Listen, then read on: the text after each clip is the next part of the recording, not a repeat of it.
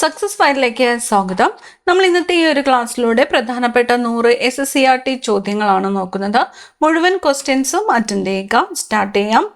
ആദ്യത്തെ ചോദ്യം, കേരളത്തിൽ എത്ര ലോകസഭാ മണ്ഡലങ്ങൾ ഉണ്ട്? കേരളത്തിൽ എത്ര ലോകസഭാ മണ്ഡലങ്ങൾ ഉണ്ട്? 20 കേരളത്തിലെ ലോകസഭാ മണ്ഡലങ്ങളുടെ എണ്ണം 20. ധനബിൽ പാർലമെന്റിന്റെ ഏത് സഭയിലാണ് ആദ്യം അവതരിപ്പിക്കുന്നത്? ധനബിൽ പാർലമെന്റിന്റെ ഏത് സഭയിലാണ് ആദ്യം അവതരിപ്പിക്കുന്നത്? ലോകസഭയിലാണ്. ധനബിൽ അവതരിപ്പിക്കുന്നത് ലോകസഭയിലാണ്. ഒരു ബിൽ നിയമമാകുന്നതിൻ്റെ വിവിധ ഘട്ടങ്ങളിൽ കമ്മിറ്റി ഘട്ടം എന്നറിയപ്പെടുന്നത് ഏത് ഘട്ടമാണ്? ഒരു ബില്ല് നിയമമാകുന്നതിൻ്റെ വിവിധ ഘട്ടങ്ങളിൽ കമ്മിറ്റി ഘട്ടം എന്നറിയപ്പെടുന്നത് രണ്ടാം വായനയാണ് കമ്മിറ്റി ഘട്ടം എന്ന് അറിയപ്പെടുന്നത്. രണ്ടാം വായന. ആരുടെ അംഗീകാരത്തോടു കൂടിയാണ് ഒരു ബില്ല് നിയമമായിട്ട് മാറുന്നത്? ആരുടെ അംഗീകാരത്തോടു കൂടിയാണ് ഒരു ബില്ല് നിയമമായി മാറുന്നത്? രാഷ്ട്രപതിയുടെ അംഗീകാരത്തോടു കൂടിയാണ് ഒരു ബില്ല് അത് നിയമമായിട്ട് മാറുന്നത്. വിദ്യാഭ്യാസം മൗലിക അവകാശമാക്കി മാറ്റിയ ഭരണഘടനാ ഭേദഗതി ഏത്? വിദ്യാഭ്യാസം മൗലിക അവകാശമാക്കി മാറ്റിയ ഭരണഘടനാ ഭേദഗതി 86 ഭരണഘടനാ ഭേദഗതിയാണ്. 86 ഭരണഘടനാ ഭേദഗതി. വിദ്യാഭ്യാസം മൗലിക അവകാശമാക്കി മാറ്റിയ ഭരണഘടനാ ഭേദഗതി. വിദേശകാര്യം, പ്രതിരോധം, റെയിൽവേ, ബാങ്കിംഗ്, പൗരത്വം തുടങ്ങിയവ അധികാര വിഭജനത്തിന്റെ ഏത് ലിസ്റ്റിൽ ഉൾപ്പെടുന്നു? ഏതൊക്കെയാണ്? വിദേശകാര്യം, പ്രതിരോധം, റെയിൽവേ, ബാങ്കിംഗ്, പൗരത്വം എന്നിവ ഏത് ലിസ്റ്റിലാണ് ഉൾപ്പെടുന്നത്? യൂണിയൻ ലിസ്റ്റിലാണ് ഉൾപ്പെടുന്നത്. Union list. സൈബർ നിയമങ്ങൾ അധികാര വിഭജനത്തിന്റെ ഏത് ലിസ്റ്റിൽ ഉൾപ്പെടുന്നു? സൈബർ നിയമങ്ങൾ ഉൾപ്പെടുന്നത് അവശിഷ്ടാധികാരങ്ങളിലാണ്. സൈബർ നിയമങ്ങൾ ഉൾപ്പെടുന്നത് അവശിഷ്ടാധികാരങ്ങളിലാണ്. കാര്യനിർവഹണ വിഭാഗത്തിന്റെ അധികാരം നിക്ഷിപ്തമായിരിക്കുന്നത് ആരിലാണ്? കാര്യനിർവഹണ വിഭാഗത്തിന്റെ അധികാരം നിക്ഷിപ്തമായിരിക്കുന്നത് രാഷ്ട്രപതിയിലാണ്. രാഷ്ട്രപതി.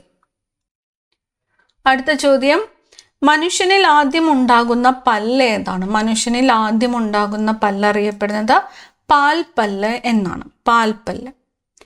മാംസാഹാരികളിൽ ഏത് തരം പല്ലുകളാണ് കൂടുതൽ വികാസം പ്രാപിച്ചിരിക്കുന്നത്? മാംസാഹാരികളിൽ ഏത് തരം പല്ലുകളാണ് കൂടുതൽ വികാസം പ്രാപിച്ചിരിക്കുന്നത്? കോമ്പലാണ്. കോമ്പല്. ഒരു മനുഷ്യന്റെ ചെറുകുടലിന്റെ നീളം എത്രയാണ്? ഒരു മനുഷ്യന്റെ ചെറുകുടലിന്റെ നീളം എത്രയാണ്?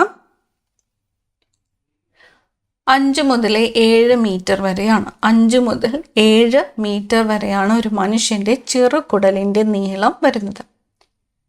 കടൽക്കാറ്റ് സാധാരണയായി രൂപപ്പെടുന്നത് ഏത് സമയത്താണ്? കടൽക്കാറ്റ് സാധാരണയായിട്ട് രൂപപ്പെടുന്നത് ഉച്ചയ്ക്കാണ്. ഉച്ചയ്ക്ക്. കടൽക്കാറ്റ് പകൽ സമയത്താണ് രൂപപ്പെടുന്നത്. അത് പ്രത്യേകിച്ചും ഉച്ചയ്ക്ക് 12 മണിക്കും വൈകിട്ട് 5 മണിക്കും ഇടയിലുള്ള സമയത്താണ് ശക്തമായിട്ട് അനുഭവപ്പെടുന്നത്. കടൽക്കാറ്റ് ചലിക്കുന്നത് ഏത് ദിശയിൽ നിന്നും ഏത് ദിശയിലേക്കാണ്? കടൽക്കാറ്റ് ചലിക്കുന്നത് കടലിൽ നിന്നും കരയിലേക്കാണ്. കടലിൽ നിന്നും കരയിലേക്കാണ് കടൽക്കാറ്റ് ചലിക്കുന്നത്. കടലിൽ നിന്നും കരയിലേക്ക്. കടൽക്കാറ്റ് സംഭവിക്കുമ്പോൾ കടൽ ജലത്തിന്റെ താപനില കരയേക്കാൾ എന്തായിരിക്കും? കുറവായിരിക്കും. കടൽക്കാറ്റ് സംഭവിക്കുമ്പോൾ കടൽ ജലത്തിന്റെ താപനില കരയേക്കാൾ കുറവായിരിക്കും. രാജ്യത്ത് ബാങ്ക് അക്കൗണ്ട് ഇല്ലാത്ത എല്ലാവർക്കും അക്കൗണ്ട് തുടങ്ങുന്നതിനായി പ്രധാനമന്ത്രിയുടെ പേരിൽ ആരംഭിച്ച പദ്ധതി ഏതാണ്? രാജ്യത്ത് ബാങ്ക് അക്കൗണ്ട് ഇല്ലാത്ത എല്ലാവർക്കും അക്കൗണ്ട് തുടങ്ങുന്നതിനായിട്ട് പ്രധാനമന്ത്രിയുടെ പേരിൽ ആരംഭിച്ച പദ്ധതിയാണ് പ്രധാൻമന്ത്രി ജൻധൻ യോജന. പ്രധാൻമന്ത്രി ജൻധൻ യോജന. ബാങ്കുകളുടെ പ്രവർത്തനവും നിയന്ത്രണവും ഓഹരി ഉടമകളെ അടിസ്ഥാനമാക്കിയാണെങ്കിൽ സഹകരണ ബാങ്കുകളുടെ ഉടമസ്ഥാവകാശം നിക്ഷിപ്തമായിരിക്കുന്നത് ആർക്കാണ്? ബാങ്കുകളുടെ പ്രവർത്തനവും നിയന്ത്രണവും ഓഹരി ഉടമകളെ അടിസ്ഥാനമാക്കിയാണെങ്കിൽ സഹകരണ ബാങ്കുകളുടെ ഉടമസ്ഥാവകാശം നിക്ഷിപ്തമായിരിക്കുന്നത് സഹകരണ സംഘങ്ങളിലെ അംഗങ്ങൾക്കാണ്. ലോകമെമ്പാടുമുള്ള മൈക്രോ ഫിനാൻസ് പ്രസ്ഥാനത്തിന് മികച്ച മാതൃകയായി ബംഗ്ലാദേശിൽ ആരംഭിച്ച ബാങ്ക് ഏതാണ്? ലോകമെമ്പാടുമുള്ള മൈക്രോ ഫിനാൻസ് പ്രസ്ഥാനങ്ങൾക്ക് മികച്ച മാതൃകയായിട്ട് ബംഗ്ലാദേശിൽ ആരംഭിച്ച ബാങ്കാണ് ഗ്രാമീൺ ബാങ്ക്. കേരള ബാങ്കിന്റെ ആകെ ഓഹരി പങ്കാളിത്തത്തിൽ കേരള ഗവൺമെന്റിന്റെ വിഹിതം എത്ര ശതമാനമാണ്? കേരള ബാങ്കിന്റെ ആകെ ഓഹരി പങ്കാളിത്തത്തിൽ കേരള ഗവൺമെന്റിന്റെ വിഹിതം എന്ന് പറയുന്നത് 40%. 40%. ഭാവി തലമുറയുടെ ആവശ്യങ്ങളെ ബലികഴിക്കാതെ നിലവിലെ ആവശ്യങ്ങൾ നിറവേറ്റുന്ന വികസനം എന്നതുകൊണ്ട് അർത്ഥമാക്കുന്നത് ഭാവി തലമുറയുടെ ആവശ്യങ്ങളെ ബലികഴിക്കാതെ നിലവിലെ ആവശ്യങ്ങൾ നിറവേറ്റുന്ന വികസനമാണ് സുസ്ഥിര വികസനം. സുസ്ഥിര വികസന ലക്ഷ്യങ്ങളുടെ ആകെ എണ്ണം എത്രയാണ്? സുസ്ഥിര വികസന ലക്ഷ്യങ്ങളുടെ ആകെ എണ്ണം 17. ഒഡീഷയിലെ ഇരുമ്പുരുക്ക് വ്യവസായത്തെ വിദേശ വ്യാപാരവുമായി ബന്ധിപ്പിക്കുന്ന പ്രധാന തുറമുഖം ഏത്? ഒഡീഷയിലെ ഇരുമ്പുരുക്ക് വ്യവസായത്തെ വിദേശ വ്യാപാരവുമായി ബന്ധിപ്പിക്കുന്ന പ്രധാന തുറമുഖം പാരദീപ്. ഇന്ത്യയിലെ പൊതുമേഖലാ ഇരുമ്പുരുക്ക് വ്യവസായശാലകളുടെ നടത്തിപ്പിന് ചുമതലപ്പെട്ട സ്ഥാപനം ഏത്? ഇന്ത്യയിലെ പൊതുമേഖലാ ഇരുമ്പുരുക്ക് വ്യവസായശാലകളുടെ നടത്തിപ്പിന് ചുമതലപ്പെട്ട സ്ഥാപനം സെയിൽ. ഭിലായ്, റൂർക്കേല, ദുർഗാപൂർ ഇരുമ്പുരുക്ക് പദ്ധതികൾ ആരംഭിച്ച പഞ്ചവത്സര പദ്ധതി ഏതാണ്? ഏത് പഞ്ചവത്സര പദ്ധതി കാലത്താണ് ഭിലായ്, റൂർക്കേല, ദുർഗാപൂർ ഇരുമ്പുരുക്ക് പദ്ധതികൾ ആരംഭിച്ചത്? രണ്ടാമത്തെ പഞ്ചവത്സര പദ്ധതി കാലത്താണ്. രണ്ടാം പഞ്ചവത്സര പദ്ധതി. കർണാടകയിൽ Visvesvaraya iron and steel limited ആരംഭിച്ചത് എന്ന്?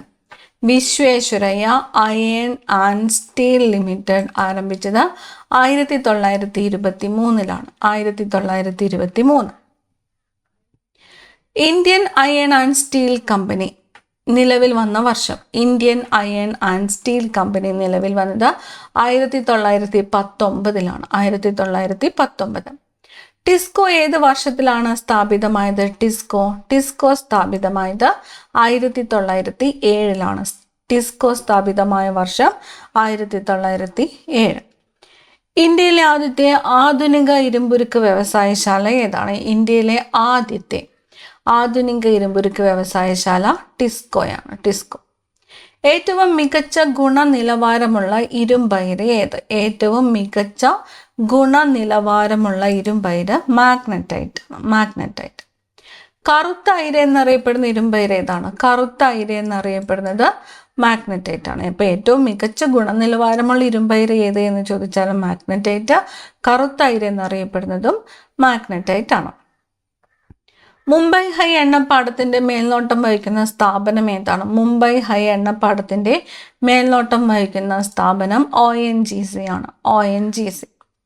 മുംബൈ ഹൈ എണ്ണപ്പാടം കണ്ടെത്തിയ വർഷം ഏതാണ്? മുംബൈ ഹൈ എണ്ണപ്പാടം കണ്ടെത്തിയ വർഷം 1974 ആണ്. 1974 മുംബൈ ഹൈ എണ്ണപ്പാടം കണ്ടെത്തിയത്. ഇന്ത്യയിലെ ഏറ്റവും വലിയ കടൽ തീര എണ്ണ ഖനന കേന്ദ്രം ഏത്? ഇന്ത്യയിലെ ഏറ്റവും വലിയ കടൽ തീര എണ്ണ ഖനന കേന്ദ്രം ഏതാണ്? മുംബൈ ഹൈ ആണ്. മുംബൈ ഹൈ. ലോകത്തിലെ ആദ്യത്തെ സമ്പൂർണ്ണ സൗരോർജ വിമാനത്താവളം ഏത്? ലോകത്തിലെ തന്നെ ആദ്യത്തെ സമ്പൂർണ്ണ സൗരോർജ വിമാനത്താവളം കൊച്ചിയാണ്. കൊച്ചി. സിയാൽ.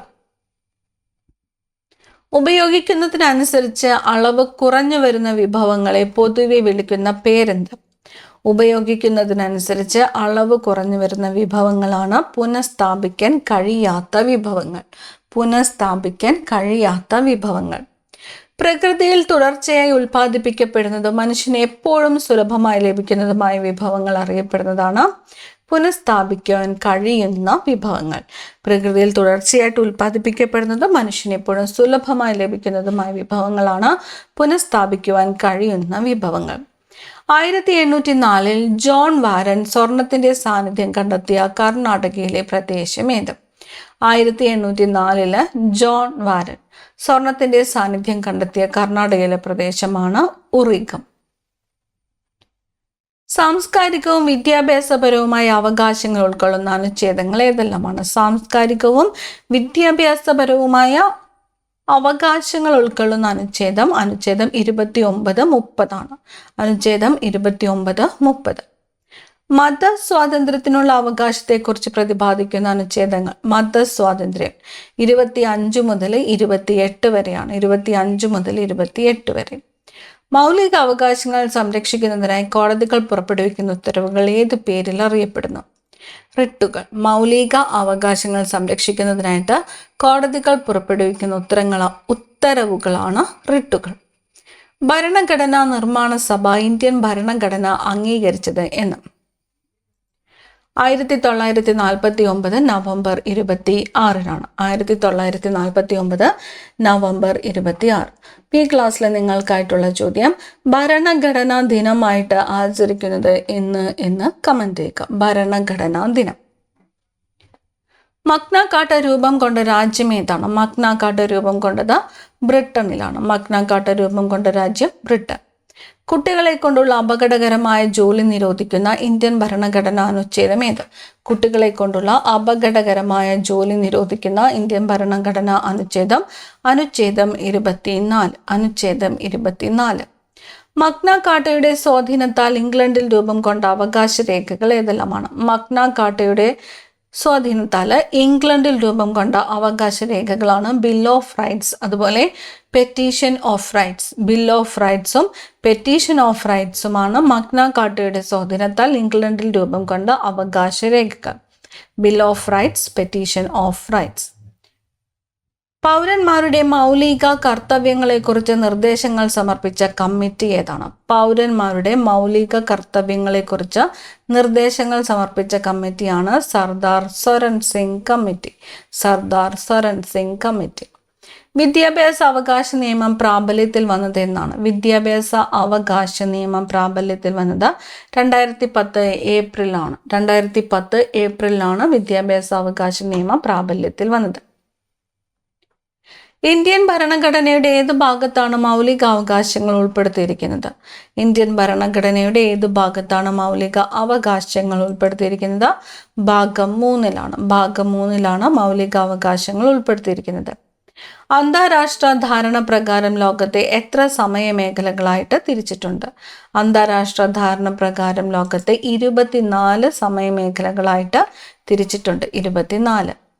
ഇന്ത്യയുടെ മാനക സമയമായി കണക്കാക്കുന്നത് ഏത് സമയമാണ്? ഇന്ത്യയുടെ മാനക സമയം 82°3' കിഴക്ക് രേഖാംശ രേഖയിലുള്ള പ്രാദേശിക സമയമാണ് ഇന്ത്യയുടെ മാനക സമയമായിട്ട് കണക്കാക്കുന്നത്. 82°30' കിഴക്ക് രേഖാംശ രേഖയിലുള്ള പ്രാദേശിക സമയമാണ് ഇന്ത്യയുടെ മാനക സമയമായിട്ട് കണക്കാക്കുന്നത്.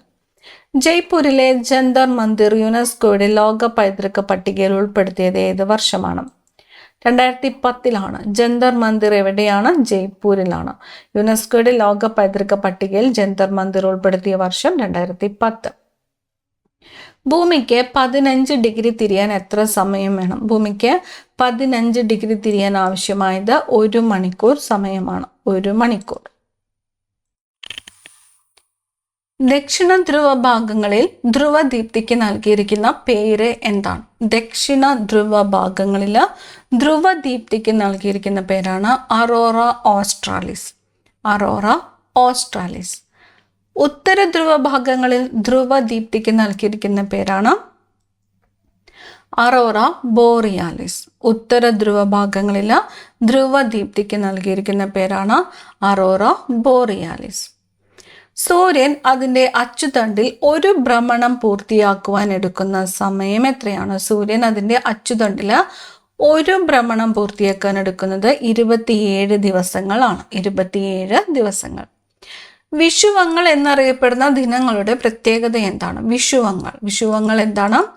2 അർദ്ധഗോളങ്ങളിലും രാത്രിയുടെയും പകലിൻ്റെയും ദൈർഘ്യം തുല്യമായിരിക്കുന്നതാണ് വിഷുവങ്ങൾ. 2 അർദ്ധഗോളങ്ങളിലും രാത്രിയുടെയും പകലിൻ്റെയും ദൈർഘ്യം തുല്യമായിരിക്കും.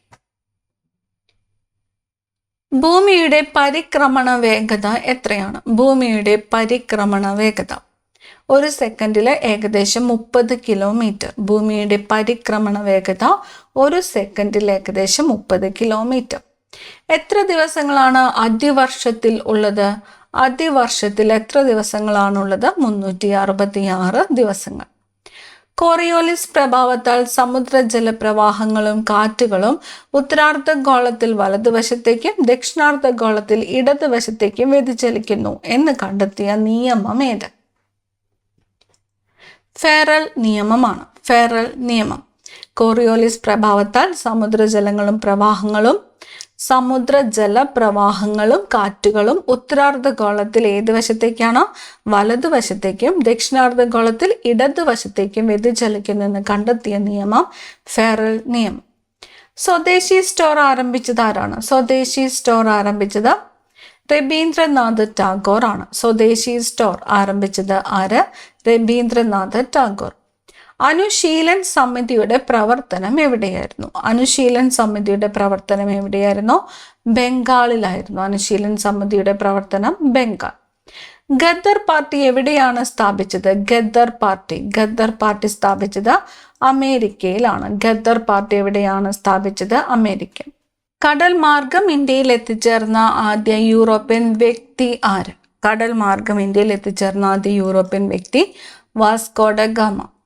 വാസ്കോ ഡ ഗാമ തൻ്റെ യാത്രയിൽ പിന്നിട്ട വൻകരകൾ ഏതെല്ലാമാണ്? വാസ്കോ ഡ ഗാമ തൻ്റെ യാത്രയിൽ പിന്നിട്ട വൻകരകൾ Europe, Africa, Asia. Europe, Africa, Asia.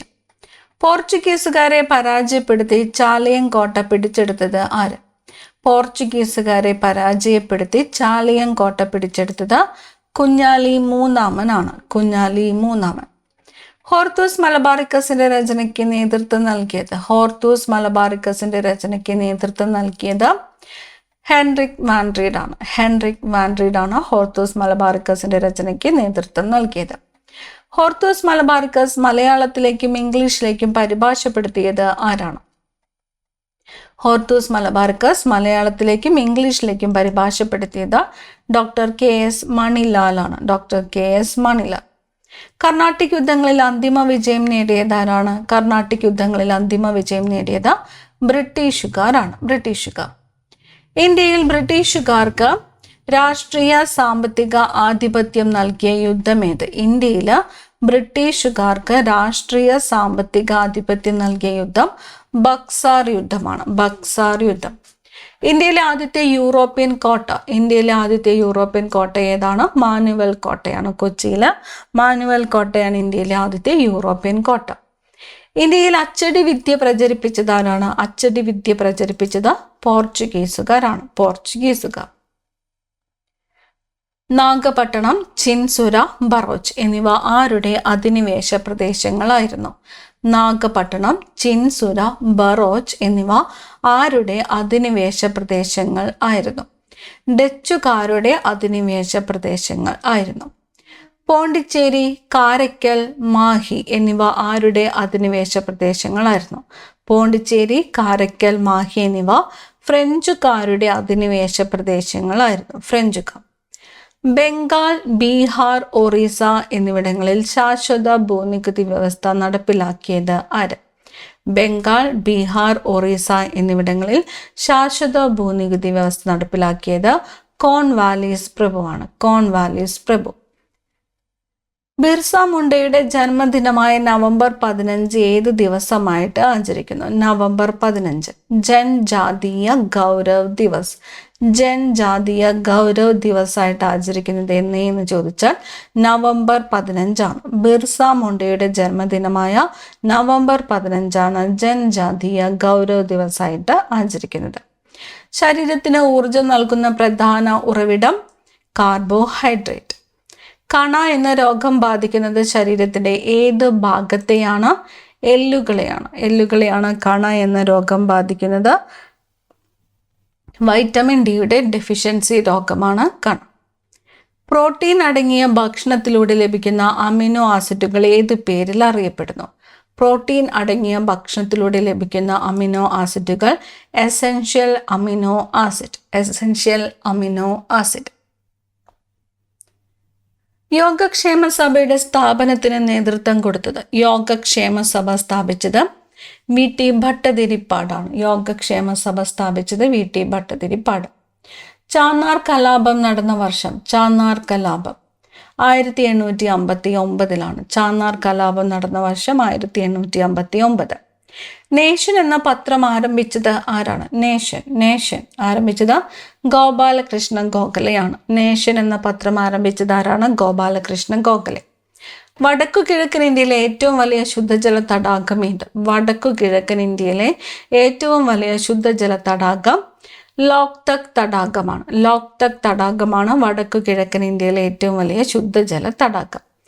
കേംബുൾ Lamjao ദേശീയോദ്യാനം സ്ഥിതി ചെയ്യുന്ന സംസ്ഥാനം ഏതാണ്? കേംബുൾ ലംജാവോ ദേശീയോദ്യാനം സ്ഥിതി ചെയ്യുന്നത് മണിപ്പൂരാണ്. കേംബുൾ ലംജാവോ ദേശീയോദ്യാനം സ്ഥിതി ചെയ്യുന്ന സംസ്ഥാനം മണിപ്പൂർ.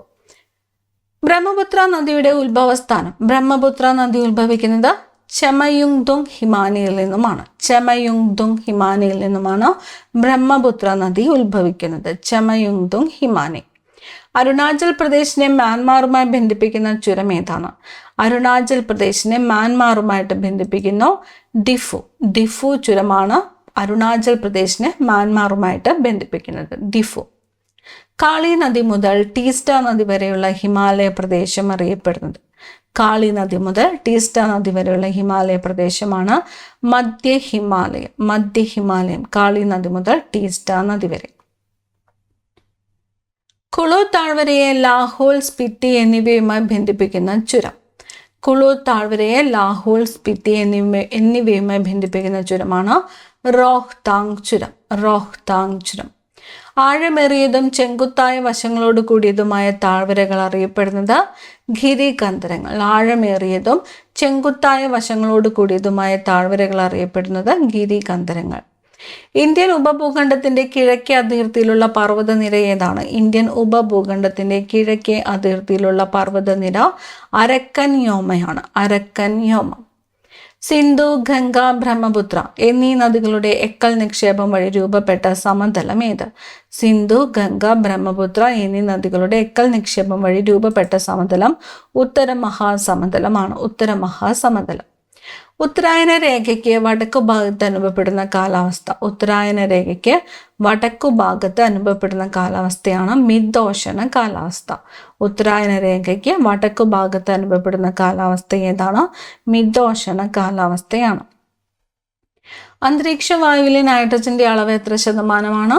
78%. ഭൂമിയിൽ നിന്നും ഏകദേശം എത്ര കിലോമീറ്റർ ഉയരം വരെയാണ് ജലബാഷ്പത്തിന്റെ സാന്നിധ്യം കാണപ്പെടുന്നത്? ഭൂമിയിൽ നിന്നും ഏകദേശം 90 കിലോമീറ്റർ ഉയരം വരെയാണ് ജലബാഷ്പത്തിന്റെ സാന്നിധ്യം കാണപ്പെടുന്നത്. മഴവെള്ളത്തിന്റെ pH മൂല്യം എത്രയിൽ താഴെയാകുമ്പോഴാണ് അതിനെ അമ്ലമഴ എന്ന് കണക്കാക്കുന്നത്? മഴവെള്ളത്തിന്റെ pH മൂല്യം 5ൽ താഴെയാകുമ്പോഴാണ് അതിനെ അമ്ലമഴ എന്ന് കണക്കാക്കുന്നത്. ശുദ്ധജലത്തിന്റെ pH മൂല്യം എത്രയാണ്? ശുദ്ധജലത്തിന്റെ pH മൂല്യം 7. അന്തരീക്ഷത്തെ 5 പാളികളായി തരംതിരിച്ചിരിക്കുന്നത് എന്തിൻ്റെ അടിസ്ഥാനത്തിലാണ്? അന്തരീക്ഷത്തെ 5 പാളികളായിട്ട് തരംതിരിച്ചിരിക്കുന്നത് താപവ്യത്യാസത്തിന്റെ അടിസ്ഥാനത്തിലാണ്. താപവ്യത്യാസം. റേഡിയോ തരംഗങ്ങളുടെ ദീർഘദൂര പ്രക്ഷേപണം സാധ്യമാക്കുന്ന അന്തരീക്ഷ പാളി ഏതാണ്? റേഡിയോ തരംഗങ്ങളുടെ ദീർഘദൂര പ്രക്ഷേപണം സാധ്യമാക്കുന്ന അന്തരീക്ഷ പാളി അയണോസ്ഫിയർ ആണ്. മനുഷ്യൻ നിർമ്മിച്ചതിൽ വെച്ച് ഏറ്റവും ആഴമേറിയ ഖനിയുടെ ഏകദേശ ആഴം എത്രയാണ്? മനുഷ്യൻ നിർമ്മിച്ചതിൽ വെച്ച് ഏറ്റവും ആഴമേറിയ ഖനിയുടെ ഏകദേശ ആഴം എന്ന് പറയുന്നത് 12 കിലോമീറ്റർ ആണ്. 12 കിലോമീറ്റർ. ഭൂമിയുടെ ഏറ്റവും പുറമേ ഉള്ളതും നേർത്തതുമായ പാളി ഏത്? ഭൂമിയുടെ ഏറ്റവും പുറമേ ഉള്ളതും നേർത്തതുമായ പാളിയാണ് ഭൂവൽക്കം. സമുദ്ര ഭൂവൽക്കത്തിന്റെ ശരാശരി കനം എത്രയാണ്? 5 കിലോമീറ്റർ ആണ്. സമുദ്ര ഭൂവൽക്കത്തിന്റെ ശരാശരി കനം 5 കിലോമീറ്റർ. ഭൂവൽക്കവും മാൻഡിലിന്റെ ഉപരിഭാഗവും ചേർന്നുള്ള ഭാഗം അറിയപ്പെടുന്നത്. ഭൂവൽക്കവും മാൻഡിലിന്റെ ഉപരിഭാഗവും ചേർന്നുള്ളതാണ് ശിലാമണ്ഡലം, ലിത്തോസ്ഫിയർ, ശിലാമണ്ഡലം. അവസാനത്തെ ചോദ്യം, കൽക്കരി, പെട്രോളിയം തുടങ്ങിയ ഇന്ധനങ്ങൾ കത്തുമ്പോൾ അന്തരീക്ഷത്തിലെത്തുന്ന ഏത് വാതകമാണ് അമ്ലമഴയ്ക്ക് പ്രധാന കാരണമാകുന്നത്? കൽക്കരി, പെട്രോളിയം തുടങ്ങിയ ഇന്ധനങ്ങൾ കത്തുമ്പോൾ അന്തരീക്ഷത്തിലെത്തുന്ന ഏത് വാതകമാണ് അമ്ലമഴയ്ക്ക് പ്രധാനമായും കാരണമാകുന്നത്? സൾഫർ ഡയോക്സൈഡ് ആണ്. Sulphur dioxide. അപ്പോൾ ഏറ്റവും പ്രധാനപ്പെട്ട 100 SSCRT ചോദ്യങ്ങളാണ് നമ്മൾ ഈ ക്ലാസ്സിലൂടെ നോക്കിയത്. അടുത്ത ക്ലാസ്സിൽ കാണാം. താങ്ക്